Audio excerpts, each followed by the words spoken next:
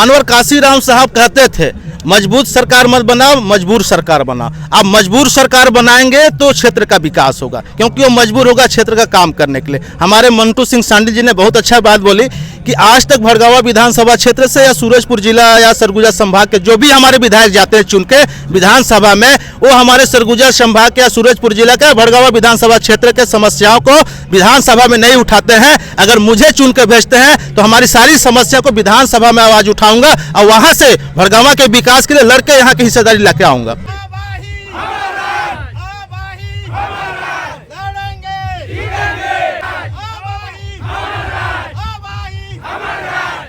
हम फिर से पुनः पहुंच चुके हैं भड़गांव विधानसभा में। हमारे पीछे देख सकते हैं सैकड़ों की संख्या में ग्रामीण मौजूद हैं।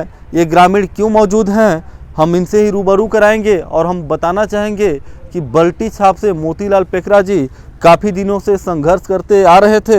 आज हम इनसे मुलाकात हो ही गया और हम इनसे जानना चाहेंगे कि इनको क्षेत्र में किस तरह से जन समर्थन मिल रहा है। सर, सबसे पहले स्वागत है हमारे चैनल में आपका। बहुत बहुत धन्यवाद सर, आपका भी।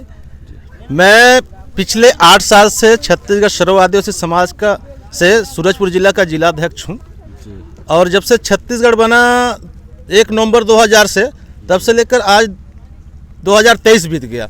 23 साल में हमारे छत्तीसगढ़ प्रदेश के, चाहे हमारा एसटी हो, एससी हो, ओबीसी हो या हमारे सामान्य वर्ग के हों, जो हमारे मूल जो छत्तीसगढ़ियाँ हैं, उन छत्तीसगढ़ियों को जो उनके अधिकार मिलना था नौकरी में, रोजी रोजगार में, और आपका कहना चाहिए कि शिक्षा के क्षेत्र में, लेकिन उनके वो मूल संवैधानिक अधिकार और स्थानीय जो अधिकार मिलना था वो नहीं मिला। जिस तरह से विकास होना चाहिए था वो विकास नहीं हुआ। इसीलिए छत्तीसगढ़ सर्व आदिवासी समाज ने विकल्प के तौर पर पूरे छत्तीसगढ़ में हमारा राज पार्टी बनाकर चुनाव लड़ रहे हैं। मैं ये जानना चाहूँगा, विकास की वजह से बात कर रहा, अभी मैं पूरा रास्ते भर चलते आया तो भड़गांव विधानसभा रोड का तो स्थिति बहुत अच्छा देखने को मिल रहा है। जी, जो मुख्य मार्ग हैं उसकी स्थिति अच्छी है, लेकिन जो मुख्य मार्ग से हमारे गांव देहात के तरफ जो घुसता है उसकी स्थिति बहुत ही खराब है। यहाँ तक कि मैं बताना चाहूँगा कि हमारे भड़गांव विधानसभा क्षेत्र के ओड़गी ब्लॉक के अधिकांश गांव पहाड़ों से घिरा हुआ है, और हमारा जो अभी जो सरकार है वर्तमान, चाहे केंद्र का सरकार हो चाहे हमारे छत्तीसगढ़ प्रदेश का कांग्रेस का सरकार हो, इन्होंने हमारे माटी तेल को बंद कर दिया और लाइट कहीं नहीं है।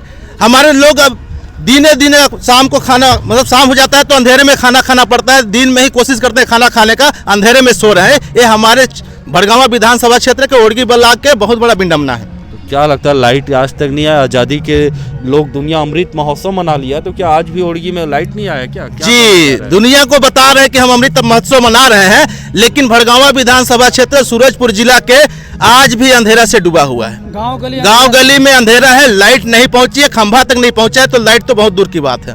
काफ़ी ज़्यादा आपके पीछे कार्यकर्ता मौजूद हैं, तो क्या चाहते हैं ये कार्यकर्ता इतना उत्सुक क्यों है, आपका साथ क्यों दे रहे हैं? हमारा कार्यकर्ता चाहते हैं कि हमारा जो ग्राम सभा में जो पैसा कानून के तहत ग्राम सभा का जो अधिकार था, उनके ग्राम सभा में जो उनकी जमीन से जो समस्या था फौती नामांतरण बंटवारा का, वो ग्राम सभा में, स्थानीय ग्राम सभा में फैसला हो जाए।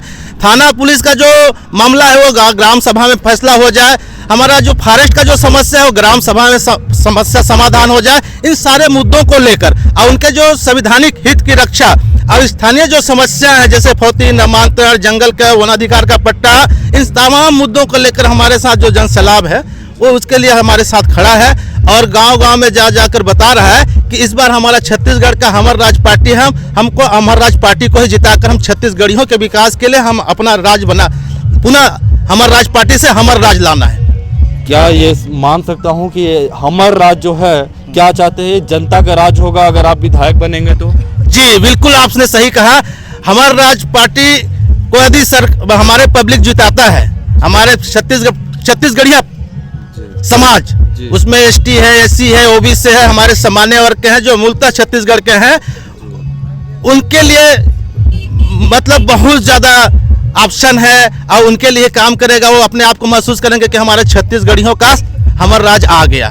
क्या कहना चाहते हैं? रेवेन्यू विभाग से काफ़ी ग्रामीण असंतुष्ट हैं, जिनके कारण आप गांव में ही, जनपद में, पंचायत में ही उसका निराकरण कराना चाहते हैं। क्या कारण है कि आज परेशान है ग्रामीण? जी, हमारा ग्रामीण क्षेत्र में सबसे बड़ी समस्या जमीन का है।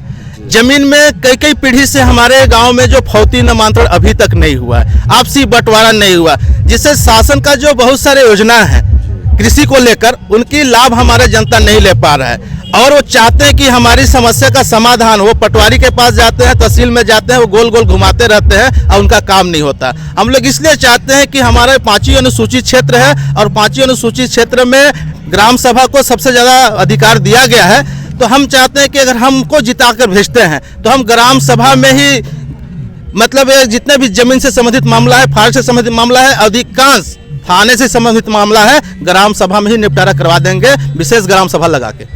और मैं बात करूं शिक्षा का, स्वास्थ्य का, तो किस तरह से देख रहे हैं आप भटगांव विधानसभा में? मैं शिक्षा के बारे में बताना चाहूँगा। आज हमारा शिक्षा बाजारीकरण हो गया है, हमारा ग्रामीण क्षेत्र का शिक्षा का स्तर 0 हो गया है। कहते हैं कि हमने हर जगह स्कूल बना दिया, वहाँ शिक्षक ही नहीं है, तो हमारा शिक्षा का स्तर क्या हो सकता है, आप सोच सकते हैं। प्रदेश के मुखिया तो लाखों ने करोड़ों रुपए अभी शिक्षा के लिए दिए हैं, जो कि कई जगह पे स्कूल में जो है अपग्रेड किया जा रहा है इंग्लिश मीडियम, तो इसके लिए क्या कहना चाहेंगे, बदलाव हो पाएगा? जी बहुत अच्छा सवाल किए आप। पूछे कि भाई सरकार, हमारा जो छत्तीसगढ़ सरकार जो है इंग्लिश माध्यम का स्कूल खोल रहा है, स्वामी आत्मानंद, बहुत अच्छी बात है। लेकिन स्वामी आत्मानंद स्कूल में जो शिक्षा का व्यवस्था, शिक्षक लोगों का जो व्यवस्था होना चाहिए वो नहीं हो रहा है। सिर्फ नाम रख देने से शिक्षा का स्तर ऊंचा नहीं हो सकता। और मैं जानना चाहूँगा, जैसे जो बचपन से बच्चे जो KG1, KG2, KG5 तक अगर बच्चे उसी सरकारी स्कूल में शिक्षा के अभाव में पढ़ेंगे तो क्या अचानक से आत्मानंद में जाके वो बच्चे टैलेंटेड हो जाएंगे? जी आप काफ़ी अच्छा सवाल किए, आप इस बात को जानते हैं भली भांति। जब हमारे गांव के बच्चे प्राइमरी स्कूल में हिंदी मीडियम में पढ़ रहे हैं, अब अचानक अंग्रेजी मीडियम में जाएंगे, ये सिर्फ हम लोगों को बरगलाने का काम है, हमारे बच्चों को शिक्षा से रोकने का काम है। क्योंकि वो हिंदी मीडियम में पढ़ा है और इंग्लिश मीडियम में जाएगा तो वो कुछ नहीं कर पाएगा। अब ऐसे उसका उम्र निकल जाएगा, पढ़ाई लिखाई से बहुत पीछे चला जाएगा। हमारा जो सरकार ये चाहता है कि हमारा जो ग्रामीण जो बहुत बड़ा समुदाय है, हमारा ST का, SC का, OBC का, हमारे सामान्य वर्ग का जो गांव में बसता है, उनको शिक्षा से कैसे रोका जाए, ताकि अगर वो शिक्षित हो जाएंगे तो हमसे नौकरी मांगेंगे। क्योंकि हमारी जो शासन में जो हिस्सेदारी है, सरकारी जो व्यवस्थाएं हैं, उसको निजीकरण कर दे रहा है, तो हमारी रोजगार खत्म हो जा रहा है, शिक्षा नौकरी खत्म हो जा रहा है। तो उससे हमको रोकने के लिए सारी व्यवस्था बना रखा है।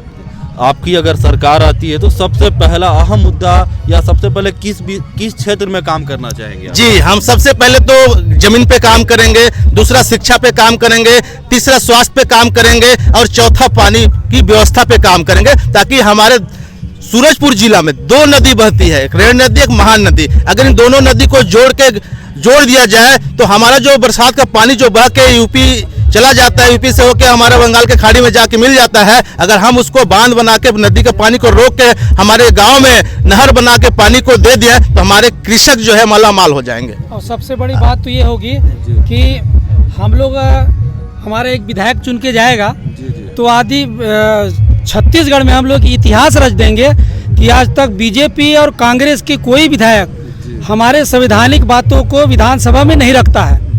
अब किस डर से नहीं रखता वो हम लोग नहीं जानते, लेकिन हमारा विधायक जब वहाँ जाएगा बन के तो एक छत्तीसगढ़ में इतिहास होगा कि हमारे गांव गली के किसान भाइयों की बात को विधानसभा में रखेगा, और जो एक ऐतिहासिक तौर पे होगा, आज 70 साल तक किसी विधायक ने नहीं रखा। मैं जानना चाहूँगा छत्तीसगढ़ में कितने सीटों पे आपकी पार्टी ने चुनाव लड़वा रही है? जी छत्तीसगढ़ में हमर राज पार्टी जो है 52 सीटों पे चुनाव लड़ रही है और अभी तो 20 सीटों का चुनाव हो चुका है। 70 सीटों पे चुनाव जारी है, 17 तारीख को होगा। मैं आपके माध्यम से अपील करना चाहूँगा सभी मतदाता भाई बहनों को कि वो अपने पोलिंग बूथ में 17 तारीख को जाए और सुबह से ही लाइन लगाकर शांतिपूर्ण ढंग से सभी मतदान करें। अगर 52 सीट में आप कैसे सरकार बना पाएंगे? 52 सीट में अगर चुनाव लड़े हैं तो सरकार बनाना संभव होगा आप लोगों के लिए? जी बहुत अच्छा सवाल है।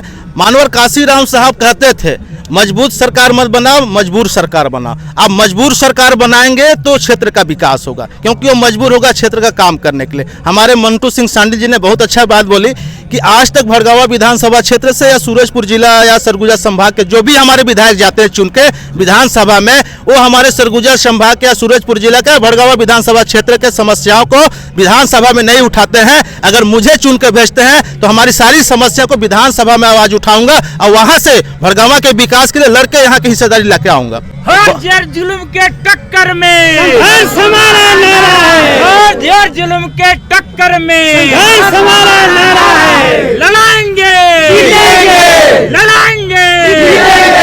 मैं और 2 मिनट और आपका समय लेना चाहूँगा, बाकी आप अपने काम में जाएंगे। जैसे कि भटगांव विधानसभा काफ़ी खनिज संपदा से भरपूर है, लेकिन उसके बाद भी रोजगार की अपार संभावनाएं हैं। इस विषय में आपकी पार्टी का क्या स्टैंड रहेगा? जी जी जी, बहुत अच्छा सवाल किया सर। हमारा पूरा सरगुजा संभाग वन संपदा से, खनिज संपदा से, जल संपदा से भरा पड़ा है। और यहाँ का जो नौजवान, पढ़ा लिखा नौजवान बेरोजगार जो घूम रहा है, उनको लगता है कि हमें ये सरकार आएगा तो हमारे नौकरी रोजगार का व्यवस्था करेगा, ये सरकार आएगा तो नौकरी रोजगार का व्यवस्था करेगा, लेकिन नहीं किया। हम लोगों ने इसी को इंगित किया है कि हमारे छत्तीसगढ़ प्रदेश का अगर ये छत्तीसगढ़िया पार्टी बना है तो निश्चित रूप से हमारा जो छत्तीसगढ़ में हमारा जो रेवेन्यू आता है, तो हमारे छत्तीसगढ़ प्रदेश के जो नौजवान हैं, बेरोजगार हैं, युवा हैं, उनके लिए रोजगार के लिए काम करेंगे, नौकरी को सृजित करेंगे। अभी आपने देखा होगा, अभी शिक्षा व्यापम के माध्यम से भर्ती हुआ। ये भर्ती जो है 5वीं अनुसूचित क्षेत्र में 100% तृतीय और चतुर्थ वर्ग का जो भर्ती होता था, स्थानीय लोगों के लिए 100% भर्ती आरक्षित था। लेकिन अभी हाई कोर्ट के माध्यम से इसको खत्म करके व्यापम के माध्यम से जो भर्ती हुआ है, और इस भर्ती में अधिकांश बाहर क्या है, हमारे सूरजपुर जिला के बहुत कम है। हमारे भैया थान ओड़गी बलाव के तो नहीं के बराबर हैं। अगर ये हम पुनः स्थानीय स्तर पर इस भर्ती को शुरू कर दें तो हमारे स्थानीय लोगों को, जो पढ़े लिखे नौजवान हैं, उनको नौकरी मिल जाएगा। और हमारे कोल फील्ड एरिया में बहुत सारे नौकरी हैं जिसको प्राइवेटाइजेशन कर दिए हैं, उसमें भी हमारे जो पढ़े लिखे नौजवान जो ITI किए हैं, उनको हम वहाँ पर नौकरी दिवा सकते हैं। ऐसे बहुत सारे जो ठेकेदारी है, बहुत सारा काम है, रोड पुल पुलिया बन रहा है। हमारे यहाँ के जो मूल आदिवासी हैं, यहाँ के OBC हैं, यहाँ के SC हैं, यहाँ के सामान्य हैं, वो बहुत कम ठेकेदारी लाइन पे हैं। हम उनको प्रशिक्षित करके ठेकेदार बनाएंगे, वो ठेकेदारी में काम करेंगे तो उनको रोजगार मिलेगा। ऐसे बहुत सारे हमारे दिमाग में है योजना, जिससे हम हमारे सरगुजा संभाग के भटगांव विधानसभा क्षेत्र के हर पढ़े लिखे नौजवान को, बेरोजगार को नौकरी दे सकते हैं। ये देख सकते हैं हमारी पार्टी से पेकराजी थे, जिनका बहुत ही अच्छा सोच है। और मैं चाहूँगा इस बार ज़्यादा से ज़्यादा संख्या में मत का अपना दान करके और सोच समझ के मतदान करें, और ऐसे लोगों को वोट करें जो आपके सुख दुख में काम आ सकें। मैं किसी पार्टी का मैं सपोर्ट नहीं करता, ना ही मैं किसी के खिलाफ जाता हूं। बस इतना कहना चाहूँगा कि भारी से भारी संख्या में अपने मत का प्रयोग करें। मैं पुनः दूसरी जगह पे दूसरे विधायक प्रत्याशी का फिर से मैं आपको रूबरू कराऊंगा। तब तक के लिए जय हिंद, जय भारत, जय छत्तीसगढ़।